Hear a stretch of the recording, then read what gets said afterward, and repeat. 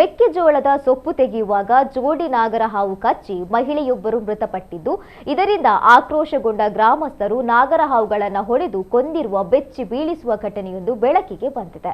53 ವರ್ಷದ ಓಬವ್ವ ಎಂಬ ಮಹಿಳೆ ಜಾನುವಾರುಗಳಿಗೆ ಮೇವು ಹಾಕುವ ಹಿನ್ನೆಲೆ ಸೊಪ್ಪು ತೆಗೆಯಲು ಹೋಗಿದ್ದಾಗ ಈ ಜೋಡಿ ಹಾವು ಆಕೆಯ ಬಲಗೈನ ರಟ್ಟೆಗೆ ಒಂದರ ಹಿಂದೆ ಒಂದರಂತೆ ಕಚ್ಚಿದೆ. ಇದರಿಂದ ಮಹಿಳೆ ಅಸ್ವಸ್ಥಗೊಂಡಿದ್ದು ಆಕೆಯನ್ನ ಆಸ್ಪತ್ರೆಗೆ ದಾಖಲಿಸಿದೆ. ಆದರೆ ಚಿಕಿತ್ಸೆ ಫಲಿಸದೆ ಓಬವ್ವ ಕೊನೆಯುಸಿರೆಳೆದಿದ್ದಾರೆ. ವಿಜಯನಗರದಲ್ಲಿ ಈ ಘಟನೆ ನಡೆದಿದ್ದು, ಶಾಸಕ ಡಾಕ್ಟರ್ NT ಶ್ರೀನಿವಾಸ ಮೃತರ ಕುಟುಂಬಸ್ಥರನ್ನ ಭೇಟಿ ಮಾಡಿ ಸಾಂತ್ವನ ಹೇಳಿದ್ದಾರೆ.